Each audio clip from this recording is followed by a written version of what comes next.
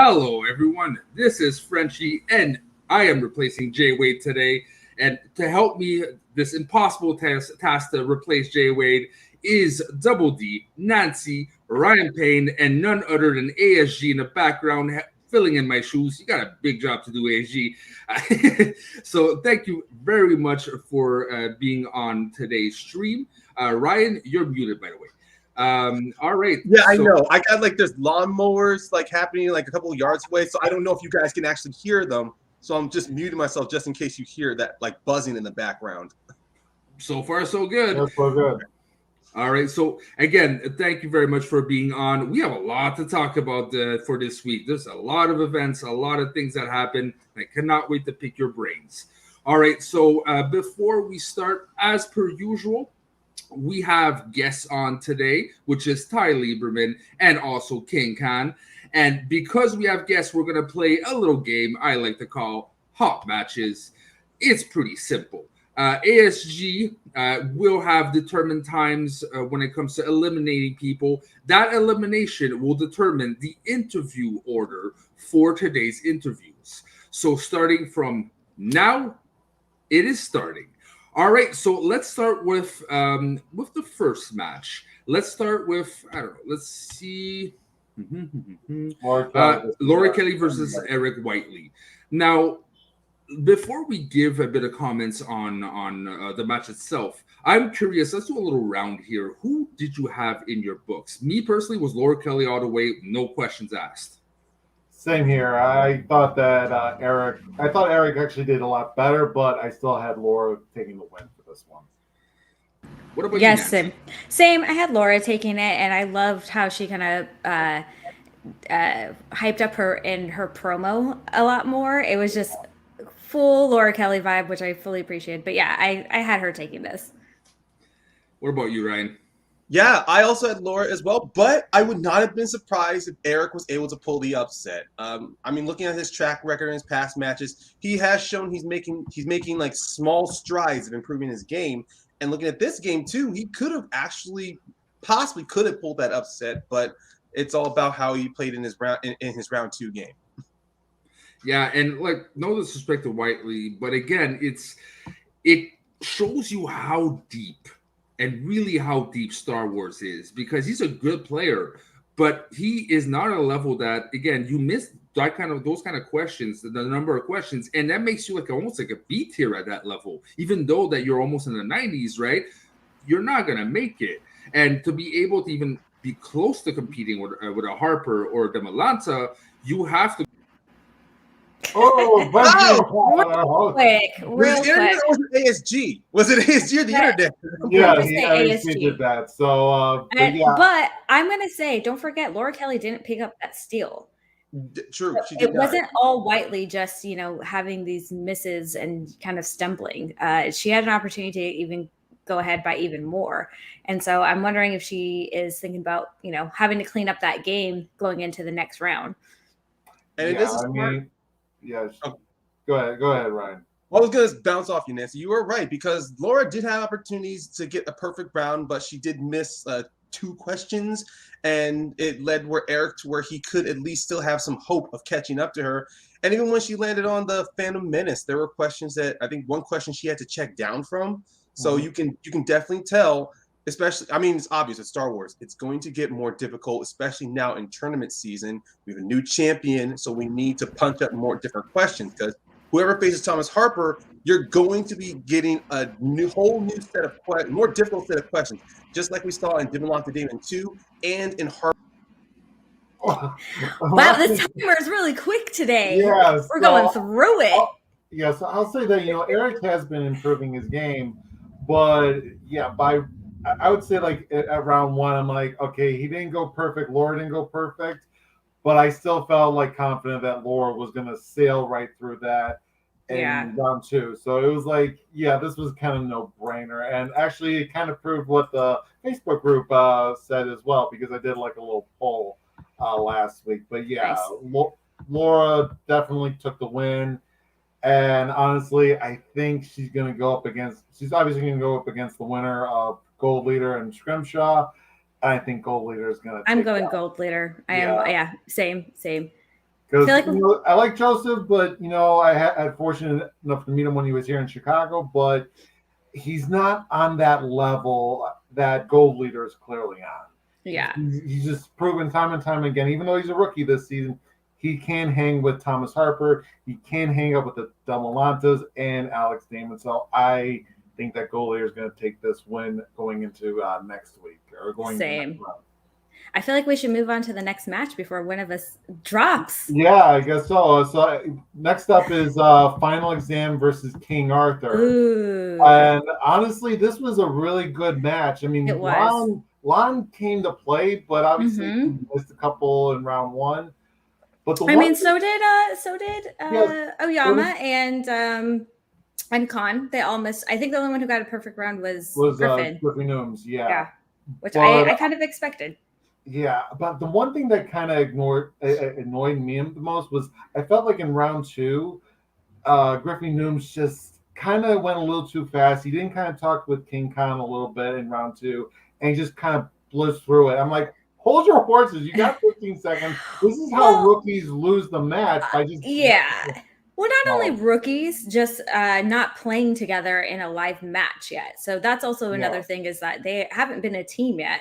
So this is the first time they're actually in an actual match playing together. So I think that those are some kinks that they're going to have to work out going into round two. But I think it should be fine.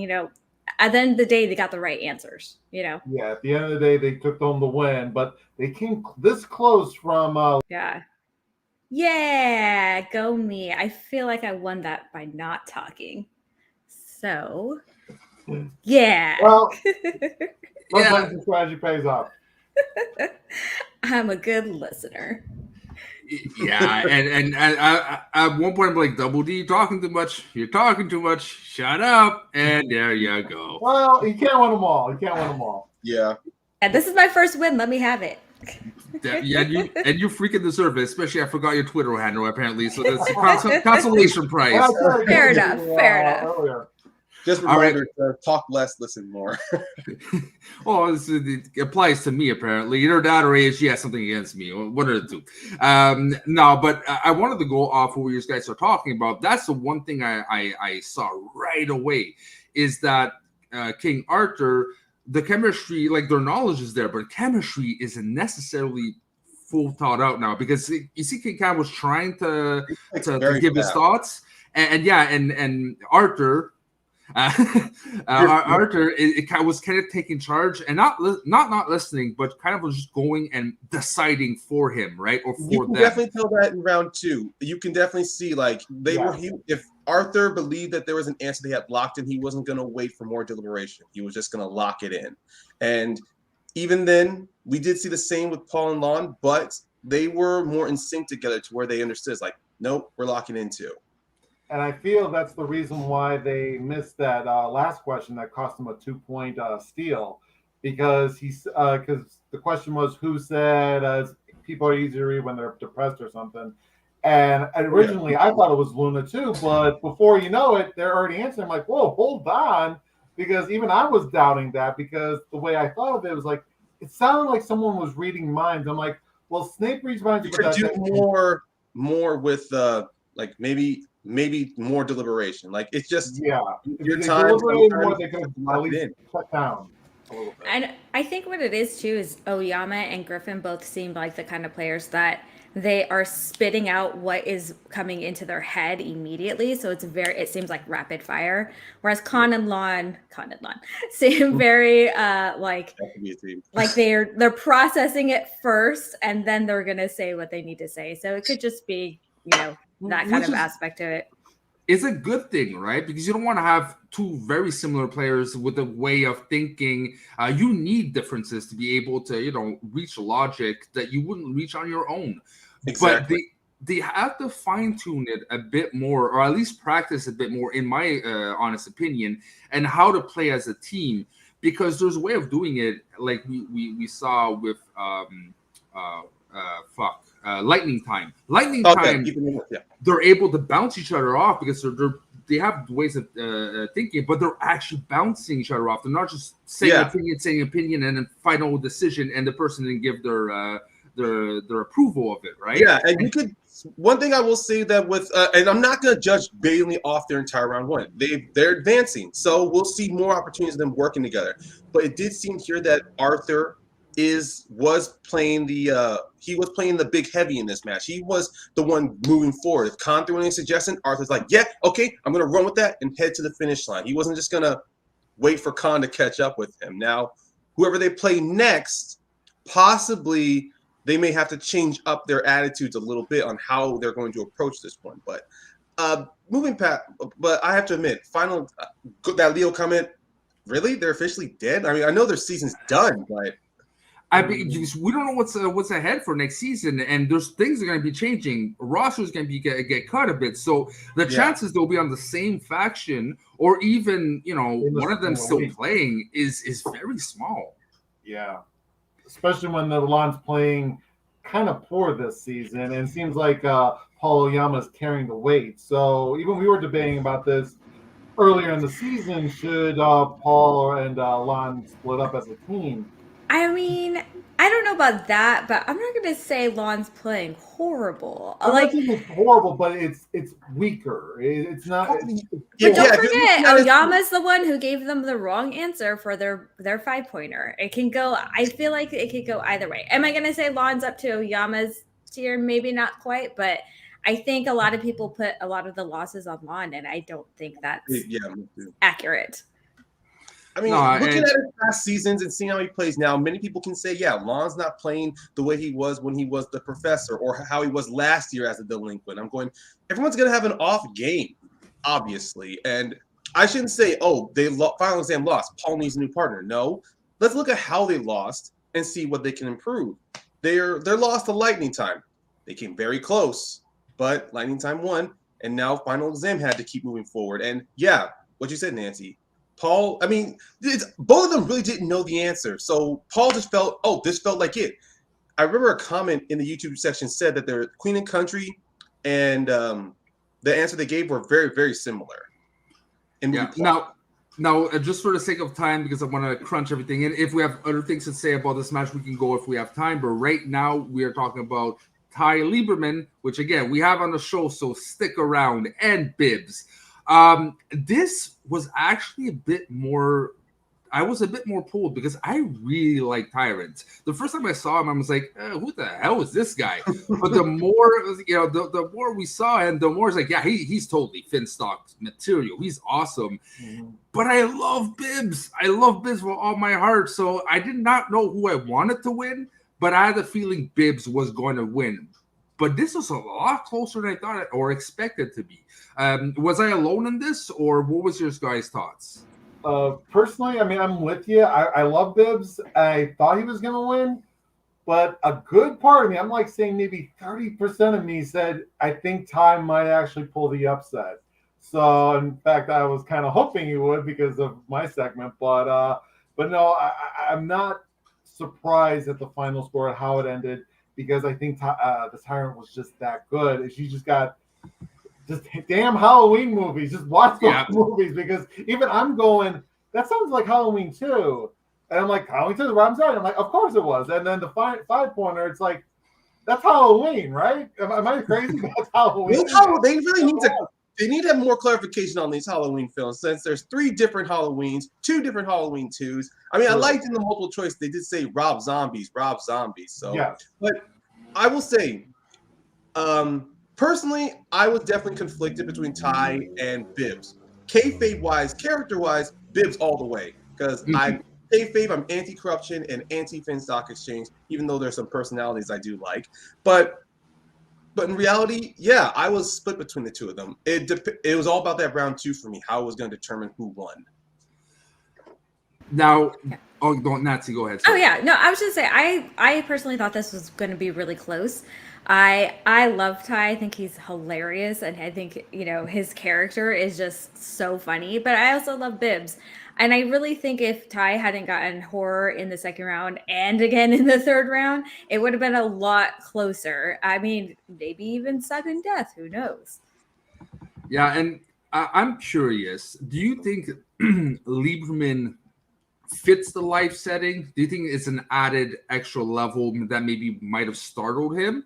Or do you think it's add to his advantage, or it makes no difference? Because we can see some players, they really play well live and they really don't play well live. Again, Soul we'll talk about later, but Soul doesn't seem to be a live guy. Lieberman does feel like his character fits, either if he's playing or he's managing, he does fit in the live setting. I've seen when it was Moose Haas versus Chance, seeing Lieberman walk out with Moose, and in the post interviews, Lieberman, his character loves to just feed off of a live crowd. So when they start doing studio shows again next year and Lieberman is still around, I can't wait to see exactly how the crowd's gonna pump him up to when we do get. So if he does show up at Spectacular, I will be amazed how people are going to react to Ty. And just to remember what happened with him and Drew McWeeny, I mean, that was probably such a great performance even before the match even started with the clock, with the pocket watch. I'm like, oh my gosh, that was great. So, and he won that match. So I think he does. It was just a bad match in this instance, and he was just better in live. Yeah. So I think Ty's really smart, is what I would say. He's very clever. Mm-hmm. He's very smart. He's very articulate. He's more than just trivia in a body form. He seems to know how to play the game, but also how to communicate with his manager, communicate with his team, and he seems like a team player. Now, I do want to give a special props to Koi's arm, because Koi was like this the whole entire fucking match. And I would have been, after 5 minutes, like, can you hold this yourself, Bibbs, please? I understand it was really hot. Apparently, you can see in Bibbs was out of breath because it was just so freaking hot. It was a little stuffy in there. It is stuffy in there. That's what he was trained for this whole season. I was going to say, those muscles helped him out. Yeah. We see him work out when he's hanging with the action, when he's hanging with his action cap, we're like, this is preparation for the biggest moment of his life, and that was to keep Bibbs cool under pressure, and it paid off. It really paid off. Now, any particular comments on Bibbs? Because he felt like the same old Bibbs as usual, just there to play, respect for the other player, and just spouting out his usual knowledge. Or did these guys see something different this time? I think it was usual Bibbs. His soap, yeah. I love his plug of the soap, and I love how Ty went from taking the soap to being scared of the soap to wanting the soap again. But I think it was this match that Bibbs was mentioning afterwards, that this is a place that he's comfortable and confident in, and I respect the fact that he is kind of acknowledging I have at times issues with some mental health things, but you know what? When I'm here, I'm locked in. It's where I feel confident. It's where I feel good. So I appreciate that. Yeah, same here. I like how he understands his liabilities, and he's just more of I'm not gonna come to the Schmoedown like what Ty and what Bateman are doing with playing character, or what Mike and Chance do. He's just gonna come there to play trivia. If it goes his way, it goes his way. If not, he's perfectly fine with that because he loves playing it. Just like I see with Lon. I mean, sure, Lon's not always playing the best of his character or best of his matches, but when you see him there, he knows how to turn a phrase. And same with Bibb as well. So yeah, but Lon, in my opinion, is starting to get annoying with his shtick sometimes. Like post comment was like, "Am I out the game?" And it's like there's a place and moment for certain things, and these guys might have just been disbanded. It's not time for freaking jokes. I don't know. I mean, looking at Paul's reactions, he still knows how to get Paul to laugh. Honestly, he knows how to get Paul.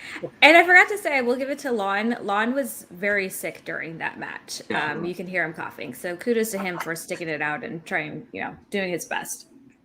All right, so moving on. Just give me a second because you're a bit too early, my friend. ASG, double D sexy numbers at 55, not at 50.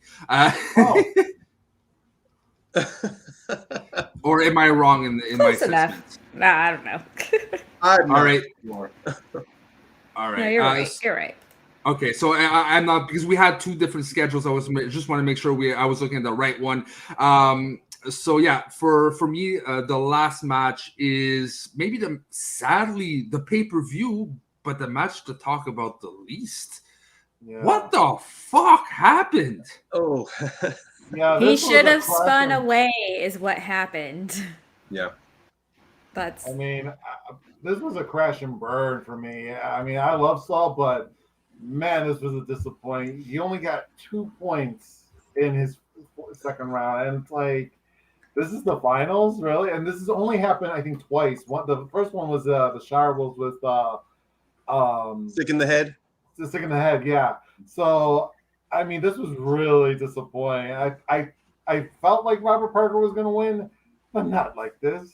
I can understand people's emotions on that, and definitely the people who are especially seeing some people's reactions in the crowd that they were going, like I saw like some looks or heard some oohs, but beyond that, I mean, I can understand Saul's performance was definitely not reflective of what he did in this tournament, but if he felt comfortable with a slice, I think it's just more if he felt like he could do it. It was kind of this moment where he wanted to take a high risk and maybe it would have paid off. I mean, unfortunately, it didn't pay off. I mean, when you're going against Parker, you need to start taking risks against him. I mean, yeah, play to your strengths, but if you feel like there's something he can't nab, take it. And I thought that's what Saul was trying to do. Yeah, I mean, he did great in like the betting round and everything, and I mean, he didn't play a horrible game up until that round 2. And again, I don't know if it was because he felt comfortable with that slice, or he was just like there was another slice that he was more worried he would get, or what. But I really felt like he should have been away from it. I would have loved to hear from Saul if he, wanted to keep that slice or what his his process was. But also, I would love to hear from Saul because I feel like the narrative is he fumbles in live events. Like it's the live events that are getting to him. And I would really love to hear from him in terms of like, is that really a thing? Because yeah, the 2 live events he's had, he hasn't done well, but maybe it's just something else going on. Maybe it has nothing to do with live events, but yeah. I love Saul. I'm rooting for him. I can't wait for him to, see him again, and got a chance to meet him afterwards. Saul's a doll. I like it. But I'm sorry. Go no, ahead. no, I'm just saying, and all the props to Parker too. It's not like he just came in was a slouch during the match. He did what he had to do, and kudos to him. Yeah, so, I was just gonna say, despite how his season ends, let's not forget Saul is only one of the rare Intergeeking competitors to at least to have 4 knockouts within a season. So yes, the way his season ends was just not good. But I still will not take credit away from his run this entire year. We got to see exactly what he was made of. And if Kate picks him up again next season, I will not be surprised, and I will be rooting for him even more. Okay, now, so question for the panel. Do you think after that first miss that Saul would have benefited if the timeout rule was still in effect? Potentially. I think he would have benefited more if challenges were allowed in the speed round, because Parker said Fluffy and Fang. That question's very wonky because like Hagrid's dog is Fang, right? But Fluffy he like kind of took care of, but it wasn't. And you can't throw out 2 answers to a question. So I don't know. I'm not well. No, you're completely right though, because you need just one answer. And even though some could say it was Parker just flexing, but it should still be no. It's a speed round. You got to give an answer within the allotted time. You can't take that time to go. It's like this. I mean, sure, he wanted to clarify, but if the question was too confusing, I would definitely love to challenge there. Yeah, and going with Leo Logan saying IG tournament started with full of TKOs and ends with a TKO, and this is gonna go a bit with what we're talking about hard questions at the end, right, of the separation. But this is, you can see there's a lot of now top players that are starting to distinguish each other from other players, right? But enough about the pay-per-view talk. We are talking Double D's sexy numbers. So for this Double D sexy numbers, it's gonna be me and you, my man. And I don't have an automatic Roxy on hold here, but I think your numbers are sexy, right? Yeah. Because I like to do something. I'm gonna talk dirty to you for a minute. Math. Yes, Andrew. Okay. So I like to mix up my topics a little bit, and this one I've been working really hard on. I Googled something for 3 hours, so now I'm actually an expert. We are going to do Schmoedown online betting. Yes, use the hashtag DDSOP and place your bets for next week. DDSOP sounds sexually wrong for some odd reason in my brain. All right. I had to. Once I figured out what it was, I had to do it. So we're going to take a look at. Last week I took a poll on the Facebook group to say if you had $100 for every single match this week, who would you place your bets on? And here are basically the results on who would win and to see if I would actually gain money. But first, let's look at how to read the odds. So we have two players here. Player 1 is at plus 25, and player 2 is at minus 500. Now, Frenchie, if you don't know anything about this, who do you think? Who would you put your money on? You mean on this week's matches? No, just these numbers right here. Would you put it on player 1 at plus 25, or on player 2 to win at minus 500? Who would you put? Player 1. Well, that's interesting. So basically, how to read these numbers is this: if player 1 wins and you put $100 on, the payout is $125, which is $100 your bet and $25 your individual earnings. Mm-hmm. Now, player 2, reading it the negative odds, if you did the exact same bet, the payout is $120, $100 your bet, and $20 is the individual earnings. The reason why I have it this way is because I expect that player 2 is going to win this match, and the odds are forever in my favor. So I'm manipulating the odds so that way I get to keep the most money while paying the least. So if you're going to put money on, you want to look at the player who has a negative number and the highest number, because that's guaranteeing you to get the which I'm not surprised with my pick, because I never do what's supposed to be logical, and I do always what you're not supposed to do. So it makes sense I pick the plus 5. Well, actually, that's actually pretty interesting, because if you were to actually put people in, you'd be like, oh, I'm definitely putting money on Dan Murrell, because we know the Schmoedown, we know the players, we know who's going to win. So let's get into this week's matches on who's going to win. So for Laura Kelly and Eric Whiteley, 43 people bet on Laura Kelly, 3 people bet on Eric Whiteley. So the total payout for Laura Kelly to win was $5,500, $5,529. So obviously, I'm taking a huge loss of $929 with the payout, because you use the bets from the other opponent to fuel the losses. That's the whole thing. But I'm not too worried, because it's only round 1, because I have other matches that could supply through other matches.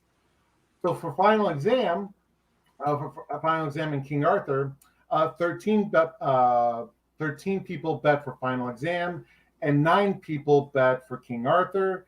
And obviously King Arthur won with the odds of negative 250, which is a total payout of $1,260. And obviously, I'm earning money at this point. It's $940. So if you do quick math, it's $11 profit as of right now. But let's get into the next match. William Bibbiani versus Ty Lieberman. William Bibbiani is at negative 700, which means obviously he was going to win. He's the favorite. He's the team's champion. He's a former singles champion. Ty Lieberman is a rookie, and he's got to prove himself. So I want to draw more people into Ty, but obviously the Schmoedown community was smart enough to pick William Bibbiani. 41 people picked William Bibbiani to win. That's a payout of $4,685.71, which is a net loss of $268. Again, if you add it all up, it's still a loss of $275. That's 2 weeks and plus of groceries right there. Yeah, but if you I actually did the math for all the other ones, I'm still earning a profit, because I'm smart enough to think ahead. Now, obviously, with Robert Parker and Saul, only 2 people with Saul. Wow. I had Saul at 100 odds. Basically, if Saul would win, you would get $100. I'm basically doubling your money. But obviously, people weren't fooled. They picked Robert Parker at the odds of negative 250, and that's a payout of $6,600. Wow. Which is a grand total of $1,000 loss, which is a grand total of $1,270 loss for this week. But you know what? This is a short-term loss. because I have other matches in the weeks to come that will guarantee me a profit no matter who wins or not. So right now I'm not going to divulge the odds, but I'll divulge the odds, but I won't tell you how many people. But who do you have for the Star Wars match coming up? But it's Joseph Scrimshaw with the odds of +50 and Gold Leader at -275. Who are you going to put your money on? Gold Leader all the way, baby. All right, I'm gonna put that up for 25. Oh, I do have odds here. I have so you'll have 25 people betting, and obviously that'll be a payout of what?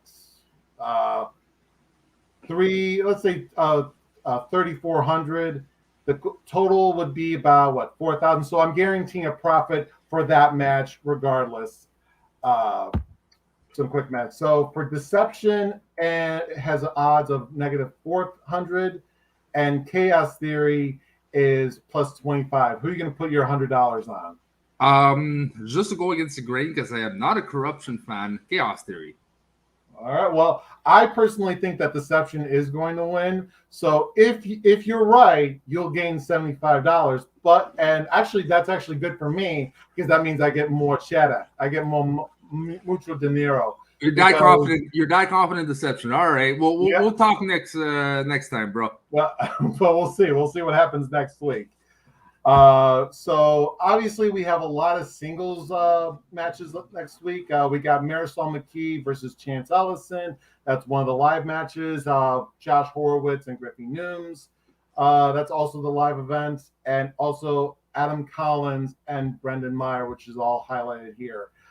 So out of those three matches, who do you got your money on? Marisol all the way. That I love Chance, but I don't think no way she's losing. She's on a high, she's on momentum, and she's got support. And I think she's not even reached her peak yet. So for sure, Marisol. For me, the kid has got it in the bag. And for the other one, it's interesting that Horowitz and Nooms are kind of split. But for me, Horowitz is gonna take this. Yeah, I mean, pretty much their odds are their record is pretty even, and I think that it could go either way, and that's one way in statistics where odds you can actually say, all right, if they're close enough, but I can still make money off of this. But obviously we don't have any IG matches, but since we only got one left until Spectacular, we're going to go with Mike Kalinowski and Honoramu Moses. Mike is at -675. He's the reigning champion. He defended it finally. And Honoramu is the challenger at -350. Who do you got to win? Amaru. I love KO, but he's not consistent. He wins, he loses, he wins, and then a bit more wins and a bit more losses. So for me, I think Amaru is rising, is climbing, and is kind of taking charge for the usual suspects. And they're dangerous because of him and Paige, right? So I really think Amaru might pull this off. Okay, so I'll add your $100 to the bet. And interestingly enough, if you look at these numbers, the total payouts, they're really close. So I'm guaranteeing a profit at that point. So it doesn't matter who wins, whether it's Mike or Amaru. I'm still going to make money off this match. So that's just one of ways I wanted to show everybody how bookies and gambling places make their money. They basically make it so the odds are forever in their favor, no matter who wins or loses. Even if they do lose, they'll win in the long term because they know how to play the game. And I'm curious to see how long it's going to take for Schmoedown to be a betting thing, if it's not already a betting thing. Well, I'm currently open for business, so use the hashtag DDSOB and place your bets for the upcoming matches. I'll put them in the bet and then see what the results later in the month. Again, DDSOB sounds really wrong, bro. I'm just saying. All right, so thank you very much. I will still not never bet because I love money too much and I got things to pay and I don't have that impulse. I have it for food, but that's just me. It's imaginary money. It's not legal tender because if I were to do this in real life, I'll need a gambling license and then I'll have to be locked up. So this is just imaginary numbers. It's not real numbers. So just all right. So coming up next, again, thank you very much, Double D. We have Frenchie's Corner, or I should say ASG's Corner for this one. So ASG, come on up, my friend. You have the sexiest numbers by far. Oh, thank you. Hey! Thank you, Roxy SG. All right, so this was an interesting one. This is one I really wanted to talk about, right? Because I've been on the Lon Harris train for a little while, but I'm jumping off. More we go in the season, more I'm not feeling him at all. And I'm sorry, I don't know why I'm becoming a J Wade, but this is annoying me. Thank you. Because I wanted to have you at least be Frenchie on your side, but anyway. Well, you know what? But I'm replacing J Wade, replacing me, so might as well. Okay, fine. All right. So for me, is Lon Harris, if he doesn't perform in the tournament like he should, is this the last we see of him in Schmoedown? Because he even said it jokingly, like, this is mean I'm out of the Schmoedown. I have a feeling there's discussions in the background that, you know, there's certain people on the bubble. Christian Harloff is making changes. There's less players. There's things going to happen that people we love might not play, maybe in the FCL or at all, right? So I have a feeling he's on a bubble and might depend on his performance against Murrow. I'm not saying if he wins, but if he gets TKO'd or if he really drops the ball, he's been dropping the ball recently. So I think he's really, really in danger. I gotta completely disagree. He's the opposite of on the bubble, especially with the changes that will be happening. He's the ultimate definition of what Christian looks for in a player. He's got the character. He's got the trivia knowledge. If you look at that last match, that it's not like they lost because he didn't step up to the plate. They lost because they didn't know their 5-pointer. Neither Paul knew it nor he knew it. So, I don't think that's a bad performance by Lon Harris. Now, he was a little more shaky last year in some teams matches, but he's been great this year in trivia, and he's been great as a character. Everybody loves that delinquent character, and he can only be used more once they get more in studio, and that's another big advantage, is that he's in the area that once they start doing more studio matches, he can get there. I don't agree on everyone loves the character, because I've been seeing a lot more comments of people not liking it anymore. Like it's not getting old, but I'm not as invested in it anymore. And I don't agree that he's been good this year. He's had moments of brilliance, but he's not consistent. And hey, Craig, I hope you're doing good, Barbarian. But he's not consistent, and especially Oyama deserves someone who's consistent. And the faction itself, I mean, well, I agree with the team breaking up, but just not him as a player leaving. But I don't know. I don't. I think that he's going to be hard to pick up because Swag is not doing good for a reason. Durasambo, is sorry. Durasambo is not doing good, but he definitely is part of the big boys in that faction. And he's just not picking up the slack he should have, right?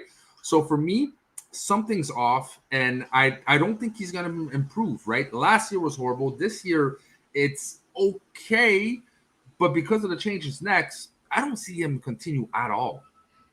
Oh, I still think he's an excellent secondary player on a team. Maybe not on one that can necessarily go for...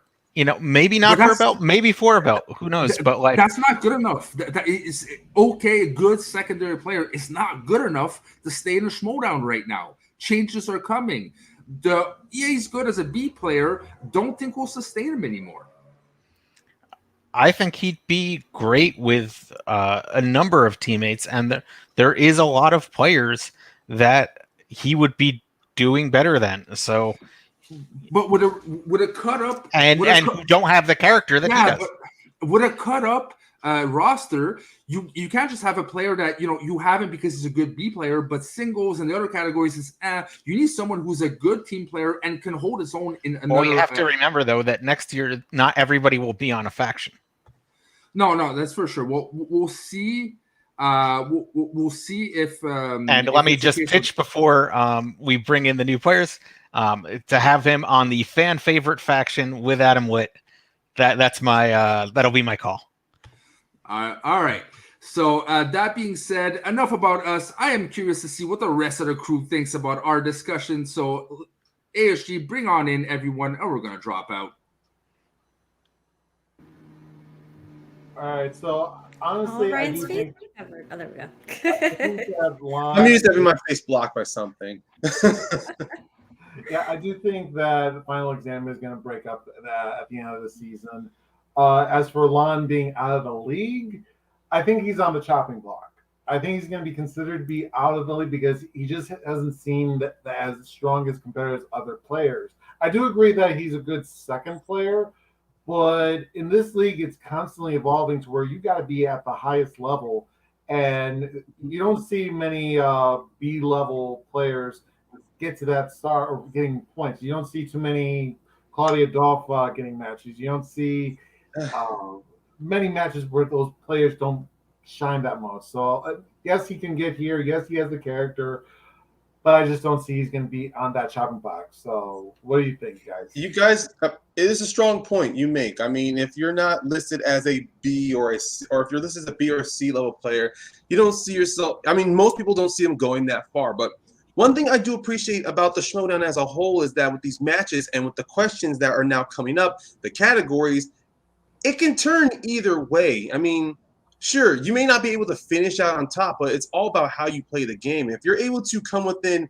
if you're able to push someone like Dan Merle to his 5-point question and still keep it a tight match, I could see you maybe getting a match maybe a month or 2 months down the road compared to, let's say, you play up against, let's say if Lon went up against Ben Bateman and he didn't play his best match, but he still made it to the third round.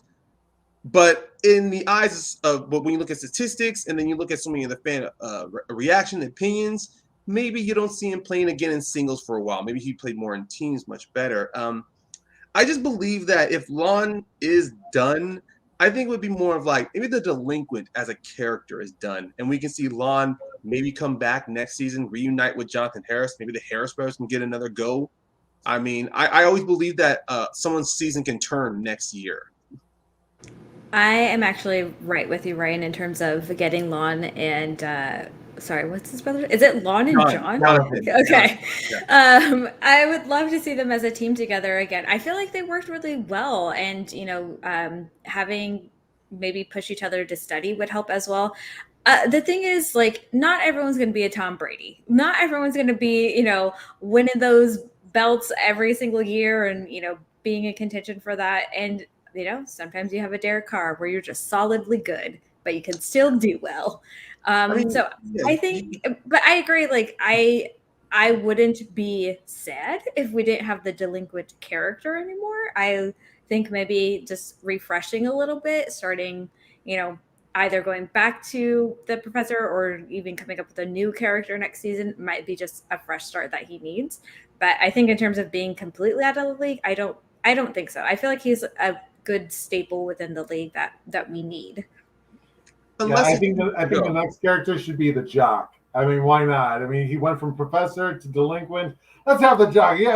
Yeah, I got this going on. Come on, let's go, bro. Let's go. I can see that happening. Barbarian trying to campaign for him to be his team partners. and don't get me wrong, I don't want him to disappear, but I'm starting to have a feeling that there's people to be on the chopping block, and sadly, I think he might be one of them. Do I want it to happen? Fuck no. Hey, Teresa, you're not wrong.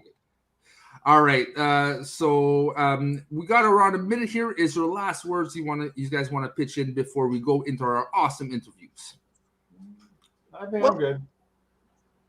One thing I will just say, I mean, despite this week of matches, regarding to cap off on Final Exam, unfortunately, their season is done. I definitely love the run we got with them last year when they were really starting off. Seeing Paul go from seeing how Paul changed last season, how his only contention was teams, and then now you see this season. He won the free for all. So he can always cash that in whenever he wants to. Maybe he can do it spectacular. Maybe he'll do it next year, but he still has that on his shoulders. And yes, he's done with Inner Geekdom. He's now done with teams, so now he can focus on singles. So from what all we know, Paul could possibly Paul and Lon are still in the singles tournament. So we could see possibly a surprise turnaround from Lon Harris now that he's back on focusing one thing. he may advance, maybe not to the finals, but I can see him maybe going as far, maybe into the third round of the tournament, or maybe even making it to the finals on his side of the bracket. All right. Well, thank you very much for this complete conversation. Ryan, Double D, we're going to drop you off, my friends. And I'm going to be dropped off very soon as well, because I was the first one eliminated. And to explain exactly how that works, well, the hot match rules are in apply. So basically, we had a game, people got eliminated, and today's winner was Nancy. So when you're ready, you introduce both our awesome guests. I'm going to drop out and have a beautiful conversation with them. Awesome. Yay. So actually, these are some of my two favorite competitors in the league, Ty and Khan. Sorry, King Khan, as I should say. Look at this. Yeah. It's Nancy and the King. Hello. Oh no! But you're wearing a ram scarf, so I may have to deduct some cool. Oh, this old thing. This whole thing, and you have your wine. I love it. Oh, of course. How are you guys doing? Well, first of all, congrats, Khan, and then Ty. Great showing.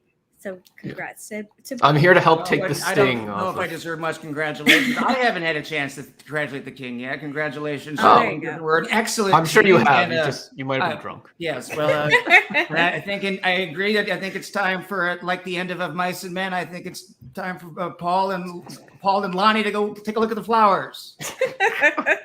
Good to know. Good to know where you stand on that question.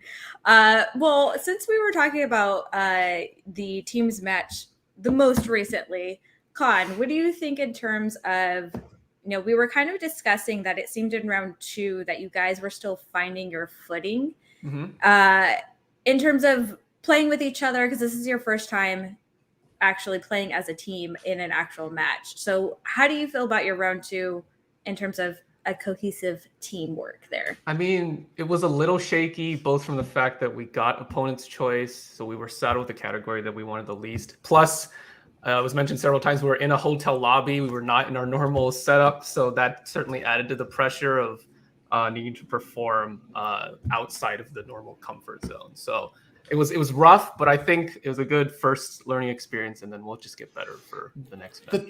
The fact that the two of you could dress like that, spend an hour in a hotel lobby shouting out trivia questions, and no one bothering you. We somehow got tells you a lot about Los Angeles, I think. We got no weird looks, no manager coming over saying, "What are you two doing?" Just a normal day. Nothing. That makes sense. But also, I had a follow-up question to that.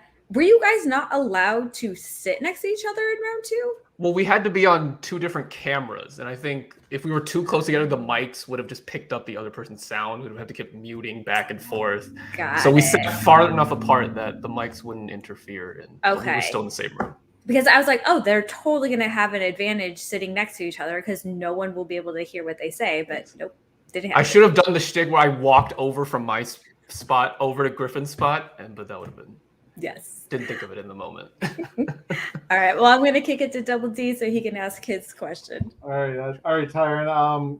Obviously, Halloween was just basically bitch slap you. So, how'd you feel when you got that 5-pointer and it was Halloween when they announced? Well, I think the story of the match was very clear on my face. Was not happy that I spun horror either time. Not happy that I got a 5-pointer. Which unfortunate. It's not like I've never seen a horror film in my life. I've seen 3 of the Halloween movies. In fact, I saw all 3 of them this year. And just the truly sad part is if that 5-point question had come in my next match, I certainly would have gotten it because I would have gone home after this match and studied the heck out of the Halloween franchise, as well as Jason's, Friday the 13th, Nightmare on Elm Street, would have had them all. So when that 5-pointer came to me, I would have had it. And I actually missed the same question twice in one match, which is unfortunate. If I didn't get the Halloween movie when they gave me 4 options, I wasn't going to get the Halloween movie when they gave me no options and didn't even know it was a Halloween movie. Like certainly wasn't going to pull that one at that point. But the most unfortunate part is those questions weren't split up into different matches because I know I would have nailed the 5-pointer had I known that it's such a blind spot to those movies. If the exchange didn't already hate Judy Greer, I think we. Yeah, I forgot. That was the joke I forgot. Is that you really aren't a member of the exchange until you miss a Judy Greer 5-pointer. Yeah.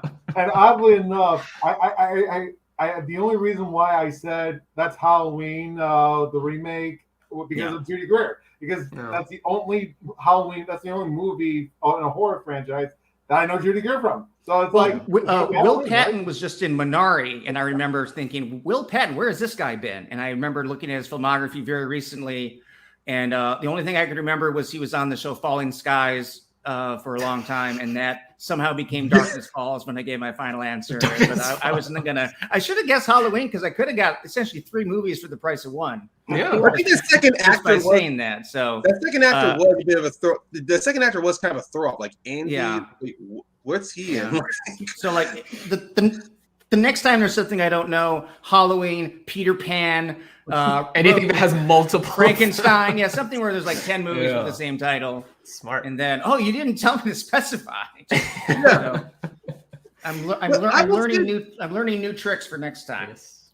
But I will say though, despite the shortcoming here, whenever you're in a live setting, obviously you know how to really get the crowd, really get the energy up for the crowd, and also to really like put a lot more like investment into the match. Because I'm not gonna lie, after your win against Drew McWeeny, I'm not gonna be kidding. Most people I talked to were like really excited on who you're playing. When they knew it was Bibiani, they're like, "Oh shit, is this the moment we're gonna see the biggest upset of the tournament?"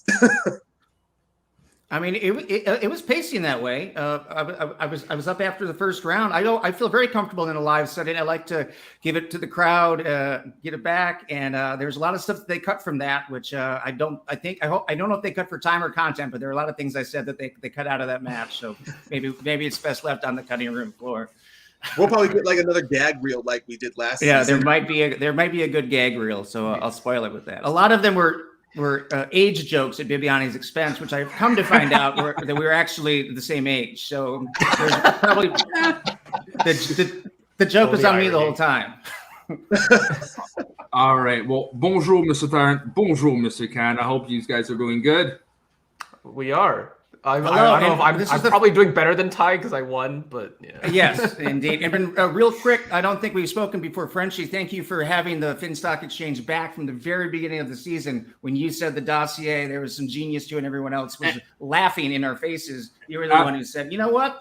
He might have something. I saw the we still might. Yeah. We still might.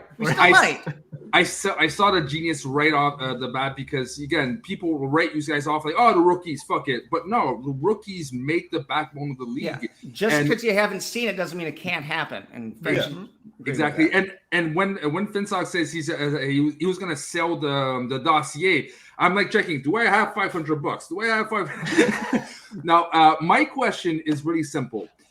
As a rookie, you have, especially with like no anterior past like matches, you have the advantage of not knowing the opponent, not knowing what your strengths and weaknesses are. But now people have videotape on you.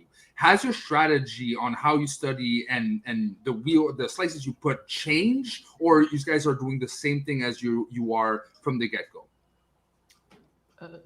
I mean, I don't know if there's enough tape on me to game plan for me. Yeah, we just spun opponent's choice, so that's not something we are even strong at. So I think there's still ways I can strategize to have my strengths on the wheel or study something enough to make it a strength. So I'm not giving away anything, but yeah. No, but even there's then, still room. You and Griffey or Arthur, you guys did a good job of navigating when it came with opponents' choices. I mean, when it came down with just a lot of time, because like you said, you guys were in a hotel lobby, so internet connection and background noises could have changed a lot. So I will say this, that you guys did a good job just trying to navigate and find an answer while having to deal with so many issues compared to like with Lon and Paul. I mean, nothing against those guys, but it seemed that you guys had a lot more on your shoulders and on your plate when it came to just answering your questions. Yeah. And Taryn, same goes to you. I'm guessing you're going to be brushing up on horror, but is there anything that changed now that we have a bit more game tape on you, or is it the same as usual? No, I don't. I think I'm well versed in many categories. Horror is not my worst category, guys. But that's the one I'm going to be given. That's the one I'm going to be given for until the end of time. And if you don't think that I'm going to get better at horror over the next year, 2 years, you're absolutely insane. I was hoping that this wouldn't be exposed this quickly, but there's if I ever went up against some of the people on my team, I think I might have seen horror on the wheel, and I got it this time. And I would. I'm not saying I should enter the horror free for all, but I think you will see a market improvement in my horror knowledge between now and my next match. And as for Wisconsin, there really isn't that much tape on us. Someone like Bibbs or Bateman or Dan have literally 40, almost 50 matches you can go and look at, and we have 4. Yeah. So yeah, but I don't think the strategy has changed too much, other than this is what your perceived weakness is. So study the heck out of it. So basically, but right now, basically in the people's view is Halloween is your best bet right now. All right. Well, my father passed away on Halloween night a few years ago, so I've been. It was not from a killer; it was from a common cold. So maybe I've been a little reluctant to go and review review these movies. Well, that escalated. And have to face my fears. On that note.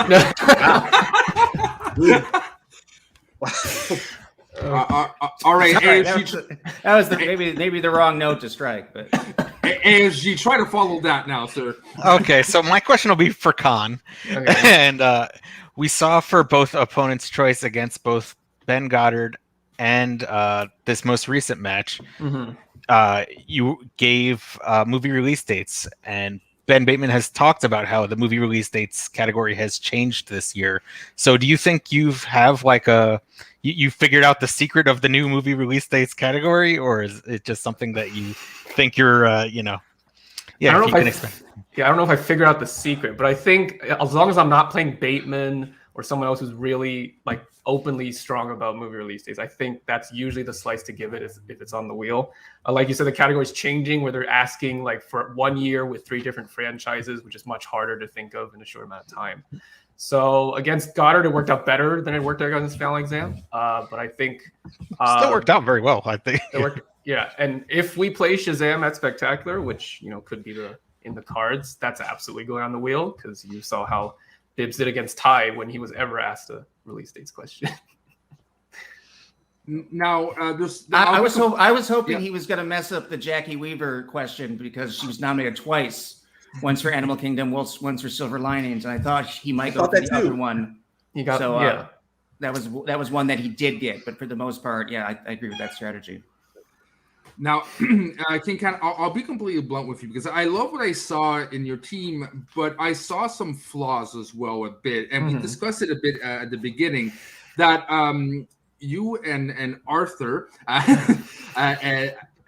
These guys have some tuning out to do, because I saw sometimes Arthur would kind of say final answer without really consulting you and everything. So what's the discussion been like, and how to fine tune the chemistry between both of you?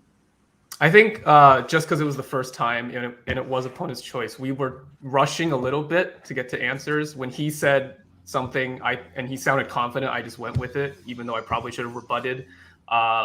With the Peter Pettigrew question, I wanted to say I think it might be Peter Pettigrew, but I didn't get it in time.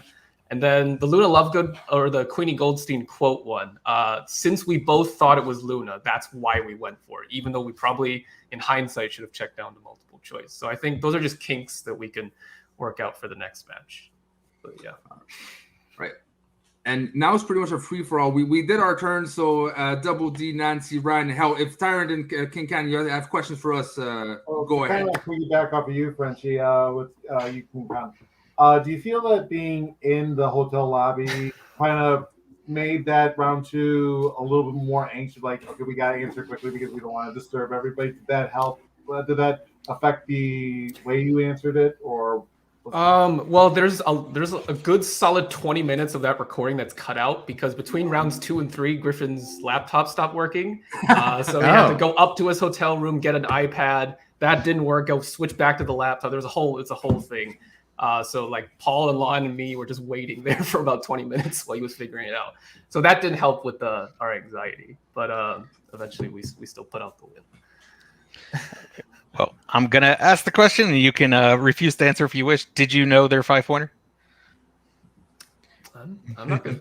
Okay. It's a refusal. All right. Yeah. It's a It refusal. was a hard 5-pointer. I'll say that. I was asked a question later that night, and I with confidence said the Mighty Quinn, which was the same answer that they gave. So I saw a lot of people guess. there's the a Mighty reason. Quinn. There's a reason I'm not. There's a reason I'm sitting at home now, and the king has moved on. I don't have a question, but I do want Ty to read that YouTube comment that described him. Right. Because it described him perfectly, and I love it. Do I have it? I don't have it in front of me. Oh, man. Okay. Well, someone else can ask a The one question. about Mr. Being from Mr. Toad and the Wind in the Yes. Willows. Yes, Yes. someone said I was across Yes. Mr. Toad from Wind of the Willows meets somebody else, and then I look like a silent movie villain with a plot. Yeah. It was- I don't know who that was, but I really good. Perfect They description. nailed it. They nailed it. That's Loved what it. I was trying to go for. Oscar Wilde meets Ryan Felipe thing, and it just sort of got off the track. But I think Mr. Toad meets silent movie villain. Yes, that was it the whole time. I love it. So Perfect a question description. another question for both of you. Did you guys know Griffin Newman prior to him being drafted into the Schmoedown? Like know of his? I think I'll we let you both take that listened time. to the Blank Check podcast. I've been a huge fan of that podcast for a long time, going back for about 5 years when Barbarian told me he was talking to Griffin during the offseason. I was like, well, I know you talked about wanting me on your team, but do not draft me ahead of Griffin because you'll regret it all year. And he took Griffin in the first round. And I was like, well, I'll go in the second round. And then when round 4 came around, I was, all right, buddy, I didn't mean never, but it all worked out. And then Con, I believe you're a fan of the pod as well. I'm a newer listener, I haven't listened as long as you have. But yeah, I've been since Griffin has been drafted to the exchange. I've gone back and listened to as many as I can. They're very long, so I when I can find the time, I listen to Blank Check. No, but if you had told me this time last year that I'd be exchanging DMs with Griffin Newman about Robert Altman movies in the 70s, I'd be like, what are you smoking? You high? Where can I have some? Yeah, it's insane. Yeah. Now, It's been great. if we look at the Finstock Exchange as a whole right now, and you look at the standings, it's an interesting standings because there's almost like 9 to 10 points difference between where you guys are and where the first position, Corruption, Boo, where they are, right? So Finstock says something interesting. Our rookies have been doing the jobs. You guys have the most wins, but not yet a title contention match or win. So it didn't propulse you to the top 3. What is the future of Finstock looking like, in your guys' opinion?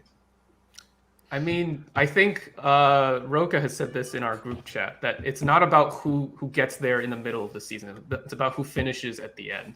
And so we still have a chance to have, I think, 4 matches at Spectacular if you count Roka's, assuming that one happens. We can get the Star Wars teams and singles title match. So if we manage to do that and possibly win 1 or 2 of them, then that'll propel us right to the top. So that's the goal. We're going to finish strong and end out the year. And I think either way, I think we're the faction of the year. The people know when they hear Brother Lomas, Rick Radis, myself, Griffin, the King, they know whose faction that is. Where can you name me? You can name the top 4 people on Corruption. Can you name me 2 more?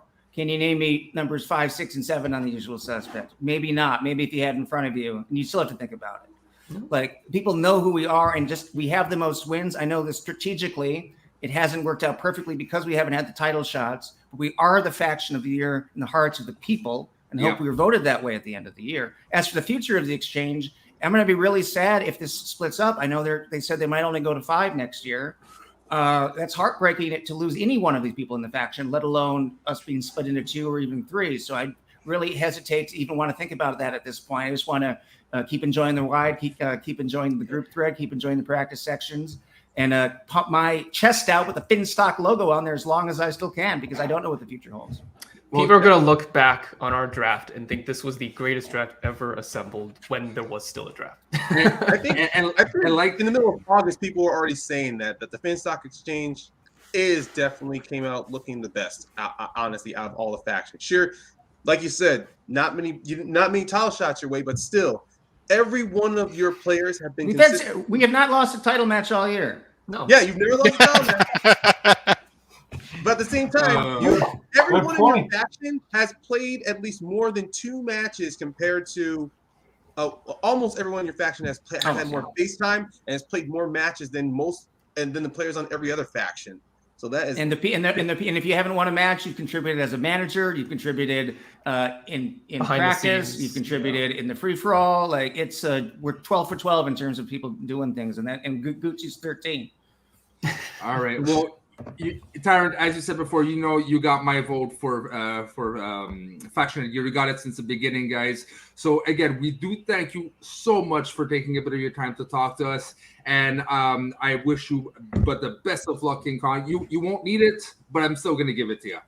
We could use it. Well, I'm giving it to you. All right. So again, boys, thank you very much. Until next time, you're on Speaking of Schmoedown. Take care. See you guys. Cheers. All right, so we are going on hard questions. Again, thank you for being on, both of you. It's really fun. But now we are going to something that thank you, Taryn, that we really want to not argue about, but really have a full-fledged discussion that some people might be yelling on Facebook. We don't want that here. We want something intelligent, and we want to progress the discussion where probably it's never been progressed. And as you can see in the scrolling bar here, hard questions about the IG expansion 1 year later. What we mean by that is very simple. There's a lot more categories been added in. It's not just the very narrow things. We got swashbuckling. We got, things that we never really thought of putting, but make sense. But is it to the advantage? Because like me and Aishi been discussing a bit, it's kind of creating a division, the really high tier to the mid tiers, right? And making it feel a bit more like the divisions we see in the singles. So I'm curious let's start with Double D.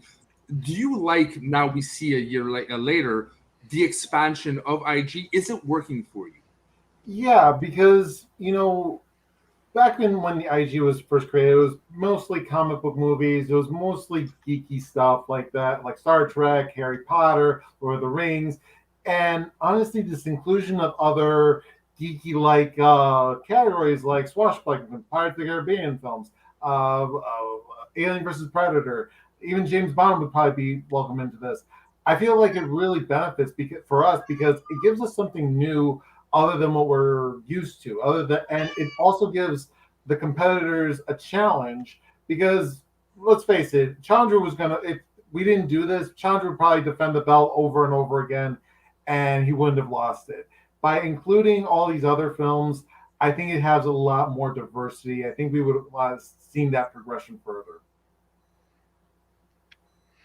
I think it's made it good for maybe the audience in expanding the number of movies, but for the players, I still have a hard time with the fact that by adding Transformers and Planet of the Apes and Pirates of the Caribbean, a lot of movies got added that I feel like the competitors aren't as passionate about.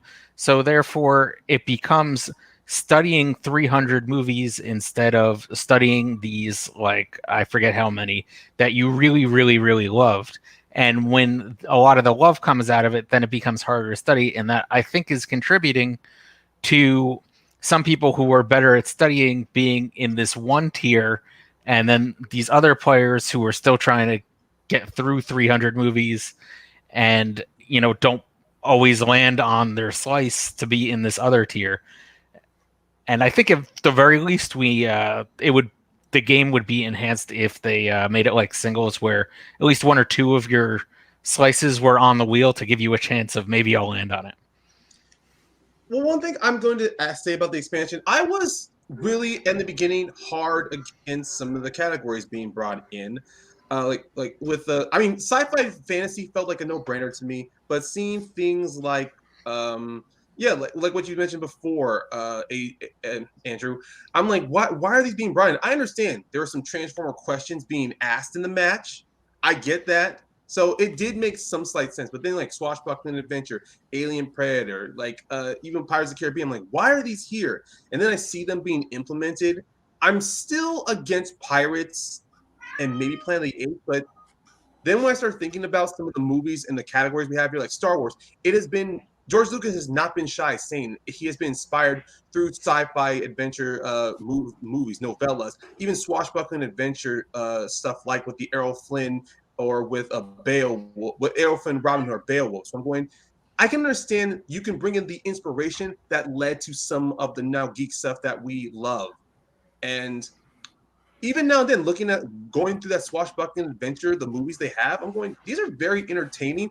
And the fact that Zorro, that's been around since like the 40s and the 50s, even it brings back to the classic pulp hero, the pulp hero genres that weren't as successful in the 90s, like the Phantom, like the Shadow. So I'm like, if it's bringing these films back into circulation into the more geeky audience, I'm all for that. But there are still some categories I'm against, but I like how it's trying to reinvigorate and bring the love back into geeky films and nerdy culture. So it's still like the jury's still out, but so far I'm on the positive side. Yeah, I had no idea that they couldn't select a slice for themselves. Yeah. That changes a lot for me. I definitely think that, I think that they should be able to at least select one slice on there to better the odds. But in terms of the expansion, I don't think it's necessarily a bad thing to have people kind of in, a little bit more divided in the competitors in terms of who's going to be that top tier versus maybe a middle tier. It does make it more like singles a little bit, which I appreciate. And yeah, I don't think it's necessarily a bad thing. For me personally, when you get to like the Star Wars matches, although I love the Star Wars matches and they're so good at what they do, it does become a little daunting as a fan when everyone's going perfect. Everyone knows these very deep cut questions. So to avoid that and to make it sustainable, I think you have to add more categories instead of just going deeper and deeper and deeper into these select movies. But same could be said for Star Wars, right? Because like it or not, that's a very limited, and they go deeper and deeper. And for me, that's what a specialization league is, which IG in Star Wars is. The more advanced, the more harder it gets, the more precise it gets, the more you get the people who are you see the real specialists, right? The ones that know everything in and out. And for me, adding in those categories kind of lessens the league itself for IG, because for me, this is a league of specialists, not who someone can study the most broad general knowledge and hope they can answer. Because for me, that's what singles and teams are, right? Yes. So it kind of loses that charm that Star Wars and IG used to have. So I'm starting to lean on. I kind of wish they would go back of how it was before. With Star Wars, did they add in TV shows? No, I think for FCL they did, but not for the Okay, I mean, I could see probably MTS going that way eventually, because again, there's only so many movies that you can ask questions about. So in that way, I think it would be good. Because it starts making it where you're not like a specialist in that category, but also preemptively thinking down the road of, well, there's only so many questions we can ask. Let's make it still entertaining to people who are watching ahead of time, instead of getting into this hole of like, we're just asking really, really deep cut questions. Yeah. You got a point. So I'm not sure when it comes to IG if it's a good thing, like that we had now a full tournament, including the finals, where every match was a KO or TKO. And yes, that had something to do with certain people not being in the tournament, but still, when you only have 8 people in the tournament, which were 8 of the more top players in IG, and everybody's getting KO'd or TKO'd, I think that the fact that they've expanded IG so much is part of that aspect. But also when people are getting TKO'd, what are the questions they're missing? Like, are the majority of the questions they're missing from new categories? Or is it just that we have new people coming in that aren't quite ready yet to be in that top tier? Well, that's the other question. Is it because they're from those categories, or is it because if you're now a new player, you have to study everything and you can't just study a few categories? It is a good point. I mean, that's why that's why I'm still with the jury, and I do agree with Frenchie. I think maybe I don't know next year if there's going to be more brought in or they're going to restrict some, but I do think some categories or at least some films should be taken out of IG. I mean, despite what many people want to say, oh, IG should have this now, IG should have this franchise or these films. I'm going, no. The more you keep adding into this, the more IG is just going to be turned into singles light, where it's just more of, oh, it still has this, what you still have your core 8 geek, you still have the core 8 slices, and then now all of a sudden you're throwing, let's say, Fast and Furious in there, or Bond, or Mission Impossible, or now let's say Disney and Pixar start becoming IG movies. I'm like, no, they have their own set of fan categories, but that's not. But Disney and Pixar are not at the point to where you would say it's IG and nerdy, and it starts boiling down to the conversation: what clarifies as IG, what clarifies as nerdy, which is something that's consistently being brought up to where everyone says the broad term to where, oh, if it has its own subgenre of fans or a subgenre of a culture, then it's IG, where it's like, yes, but no. What subgenre, like, who are the subgenre of fans or culture of the Pirates movies? I just want to know. I will say swashbuckling is the one slice I would say that is seems very out of the realm of IG. That is the one where I say that was a little weird for me for them to add. But you see, for me, I get the swashbuckling because and I get the reason why for the expansion of the slices. If you go look at the flip side, Christian's logic was probably the more we integrate other slices that a single or teams player can participate in, the more we can transition certain players that they would never play in IG. And expand the number of competitors, right? So there is a logistics side of it to why to add those things.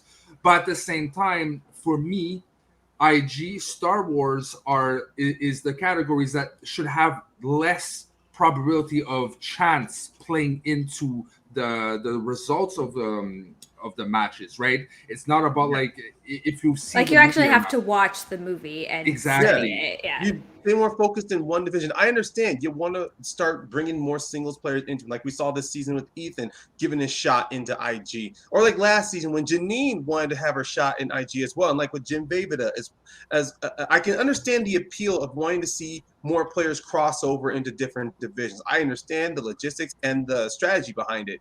But when it gets down to you take somebody who could have been maybe like in the top, who's about to reach the pinnacle, the top tier of singles, and then they want to start playing IG, it's kind of throwing them off their game a little bit. Sure, they get more screen time, more face time on the Schmoedown, but still, okay, yeah, I do agree with that. Yeah, sci-fi and fantasy, those do, I mean, that is where you can have that nice little bridge of singles players coming into the Schmoedown where like, oh, certain sci-fi or fantasy films out there that do play into that genre of nerdy culture, like Legend, like Neverending Story, like Labyrinth, those films to where you can see it kind of hits on those bases of the nerdy subculture to where there's like that small, dedicated, passionate fan base out there, but still at the same time, you can still be like a noob and still go into this community and culture and still be welcomed in and really love this. So I do see that with certain slices like sci-fi and fantasy, I'm going, let's keep that there. But it's still difficult to see, like, this season, I've seen like animated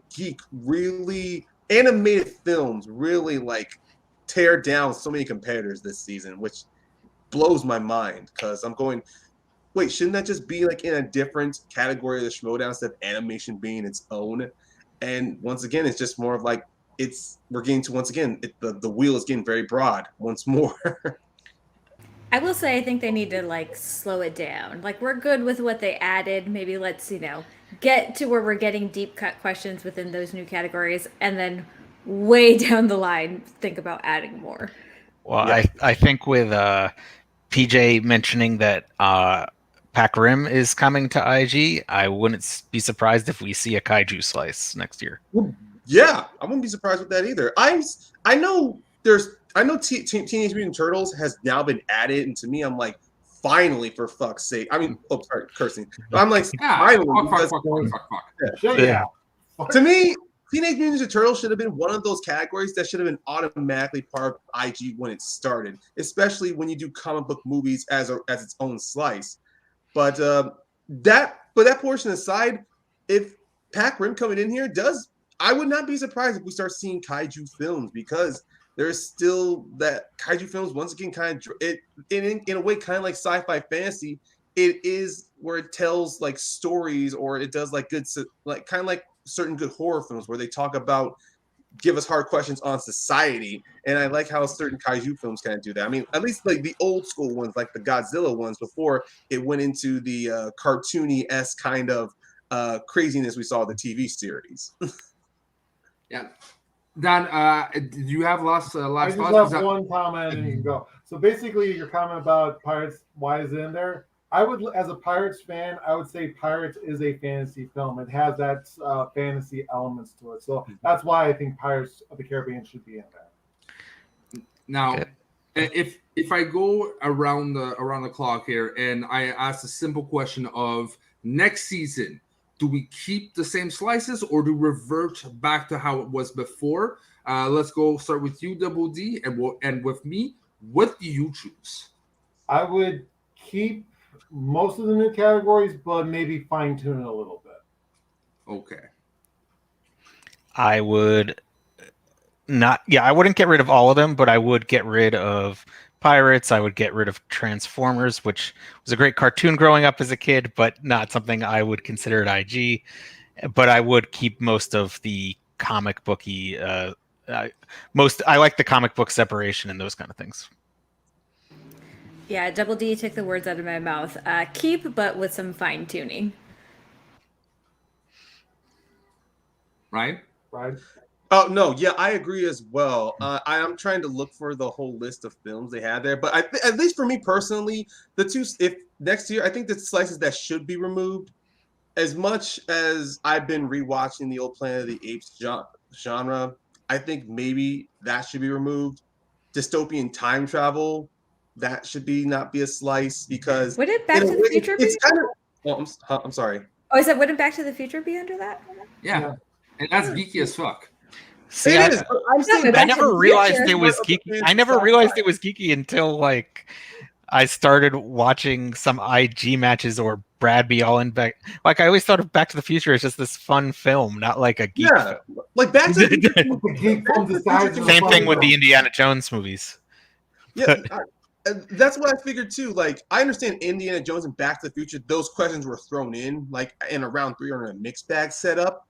But I still think that Back to the Future, it can be thrown into the fantasy sci-fi slice. Same with Jurassic Park as well, which is why I think Jurassic Park should not be a slice either. Honestly, I might get some hate towards that, but those are the slices I would at least restrict. Well, you see, Ryan, with all those restrictions, you're pretty much reverting to what it was before. And that's what I'm voting for. I want to see the old school IG. I want to see the specialists and with a lot less chance playing into it, because, it makes for some furious competition. Because we were talking about back in the day that, you missed a question, you're screwed in IG. It's a battle of the wits and battle of stamina, and like the first person misses, you're out. IG is not that anymore, and I kind of miss it. I miss that life or death. Like you miss one or two, and the person's getting perfect the whole way through. Well, you're screwed, and that happens less and less. So I want IG to go back as it was before, if possible. Probably won't. There's gonna be adjustments. The most probable thing that's gonna happen is adjustments per se. Yeah. But I miss the cutthroat competition. I find is not lacking, but it's evolving into something else that it wasn't there before. Yes, Craig, that Terminator Matrix is quintessential, and that again is dystopian, right? Future, that slice. Yeah, true. It's just more of like fantasy sci-fi can be that big slice, to where you can still have the genres of Terminator, Matrix, Back to the Future, or even the Alien Predator franchise in there, because of that. Like fantasy and science fiction can be split up instead of being a whole slice. There, you can still restrict itself down to where you can take those franchises, put them in a different genre, and then you can have a better subsection. You can have better ways of writing questions. And then maybe think of other ways to implement new slices. Like, actually, that would be an interesting. What would be a slice you'd want to see into IG? All right, so we are closing in to the end, but before we do not miss out, and I mean do not miss out, people, on Jay Wade's. It's not you anymore, but it's something that people are not watching enough, and it's personally pissing me off because it's the best show out there. It's completely different, and I am talking about From Birth to Schmoedown. This week's is going to be the amazing and the incredible Laura Kelly. And if you don't know what From Birth to Schmoedown is, well, it's pretty simple. It's basically, first question is, where were you born? And they go from there. It's, yes, about Schmoedown because it's a Schmoedown competitor, but it's really about details that, you would have never known otherwise. And they go in depth about their personal life, where they grew up, their hobbies, and some personal information. If you missed the one with John Roca, he talks about some really dark subjects. He talks about things that, are heartbreaking and really gives a different depth to the person behind the player. And it's going to be the same with Laura Kelly. Personally, it's one of the best out there, maybe aside from John Roca, so do not miss that out. Yes, the inside the actor studio of Schmoedown is. Yeah. Exactly. And Jay Wade does an incredible job because I personally would have a hard time going that in depth. I like questioning, but he does an amazing job of picking their brains and really get to know those players. So do not miss that. That is on Monday. All right. So look, we're pretty much wrapping up. Before we do, Ryan, I think you have a Mount Schmoedown. Could you just talk 30 seconds, and now I know you have to leave very soon to go on it right away. So go on Schmoedown to go check that out. But could you just let us know what Mount Schmoedown this week is about? Well, thank you, French. And I have a very understanding co-host with Ben. He says, join us when you can, but I don't want to hold him up. So quickly, Mount Schmoedown, kind of like how Frenchie was, how that nice comparison of Birth to Schmoedown is like the inside the actor studio for the Schmoedown. Mount Schmoedown is kind of like a 30 for 30, like ESPN style. I mean, we don't go too in depth, but we'd like to. But what we do is we take a player from the Schmoedown, we try to break down, we discuss aspects of their career from in a nice roundtable discussion, positives, negatives, but it's all about positivity, about the competitor himself and what him or herself, and the legacy and the impact they have left on the Schmoedown. Now, our upcoming episode since July, we have mainly been focusing on the factions of the Schmoedown, talking about factions from before season 7 and then rolling on from there. This is going to be our last talk on factions, and we're going to be talking about Sexy Numbers, herself, Roxy Striar, and the Stars. Now, it's going to be myself, Soda, and Ben on the panel. And even then, people should go to our on Schmoes in the North and check out the previous episodes we've done. Ben and I believe Dan had a great episode where they were talking to Laura Kelly when they were talking about swag. And we had a special episode where we got to sit down with Kate Melican herself to discuss the Den. So believe me, we may not have no special guests, but it's still going to be a great show for all of you guys to tune in and check out. All right. So again, thank you very much for watching this episode of Speaking of Schmoedown. I'm no Jay Wade, but I hope I did enough good job. What are you talking about? Okay, that's fine. It's insane. I didn't well enough, I think. No, but again, thank you very much. And look, ASG, if you can lead us off, what kind of numbers are they? What sexy numbers? Oh, come on, man! You just ruined the outro. All right, all right, all right. Oh, again, thank you very much, y'all, and you have a beautiful day. Bonsoir.